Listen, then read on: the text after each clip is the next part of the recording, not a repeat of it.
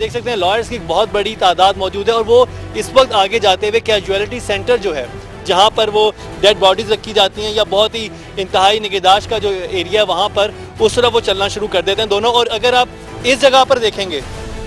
यहाँ पर जब वो पहुँचते हैं तो उन जो जिसके बारे में हम कह रहे हैं कि वो मुमकिन तौर पर या वो सुसाइड बॉम्बर हो सकता है उसके आप कपड़ों में आपको जैकेट विजिबल तौर पर नजर आ रही होगी। और आप इस वक्त दायरे में देख रहे होंगे कि एक आप बाकी लोग जो सलवार कमीज पहन के फिर रहे हैं उनके कपड़े इस तरह से नहीं लग रहे जिस तरह से उनके जो सफ़ेद कपड़े जिस फर्द ने पहने हुए उसके कपड़ों में से एक जैकेट जो है आपको विजिबली आप देख सकते हैं कि उसने ये पहनी भी है।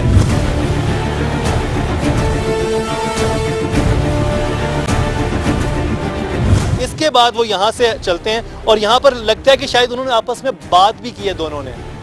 जो कि क्योंकि सीसीटीवी में जो है फुटेज में आपको आवाज़ नहीं सुनाई देती तो सिर्फ आपको वीडियो विजुअल आ रहे हैं, लेकिन लग रहा है कि जैसे उन्होंने आपस में बात भी की है। और उसके बाद वो यहाँ से एंटर हो जाते हैं और फिर आपको हम अंदर की फुटेज दिखाते हैं।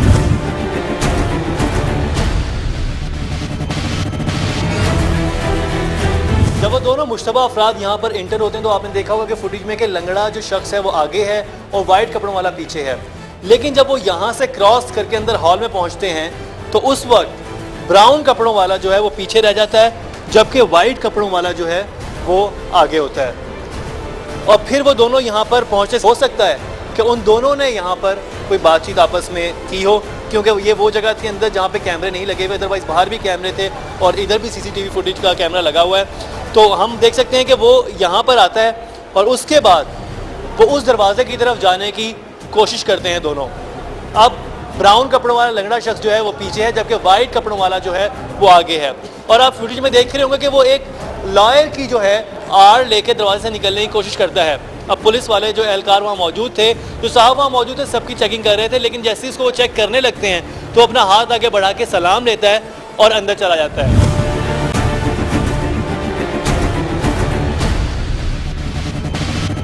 लेकिन जब उसके बाद वो ब्राउन कपड़ों वाला फर्द जब जाने लगता है तो पुलिस वाले को मुश्तबा लगता है, पुलिस वाला उसको रोक देता है।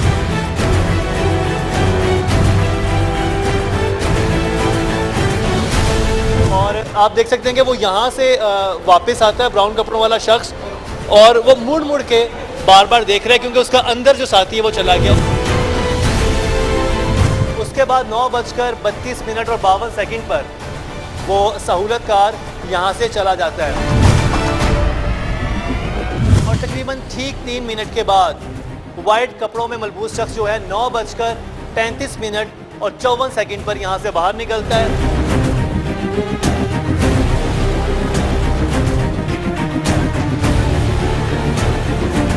अब भी वो कोशिश करता है कि किसी से ना टकराए और आराम से यहाँ से चलता हुआ वो ये जो खारजी रास्ता है इससे वो बाहर की तरफ चल पड़ता है। तकरीबन 9:36 पर वो मुश्तबा शख्स इस दरवाजे से बाहर आता है और उसके बाद वो सामने का रुख नहीं करता क्योंकि अगर वो सामने का रुख करता तो सीसीटीवी फुटेज में नजर आता है। इसका मतलब ये है कि वो बिल्कुल दीवार के साथ साथ यहाँ पर चलना शुरू हो गया और आप मेरे ऊपर बिल्कुल सीसीटीवी कैमरा देख सकते हैं तो ये यहाँ की फुटेज कवर नहीं कर सकता। उस वक्त यहाँ पर बहुत बड़ी तादाद वकला की मौजूद थी और तकरीबन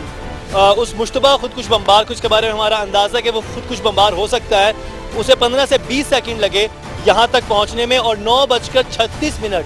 और 21 सेकंड पे ब्लास्ट हुआ और वो 21 सेकंड में यहाँ तक पहुँच गया होगा क्योंकि एग्जैक्ट ये वो जगह है जहाँ पर ब्लास्ट हुआ।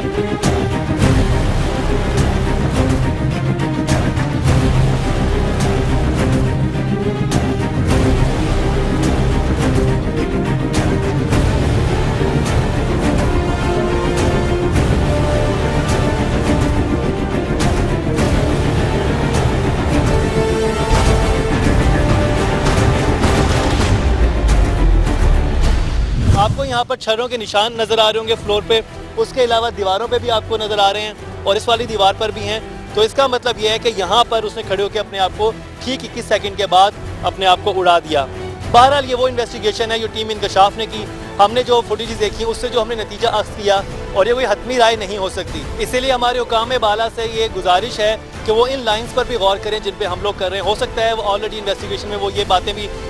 उन्होंने भी नोट की हों जो हमने की हैं।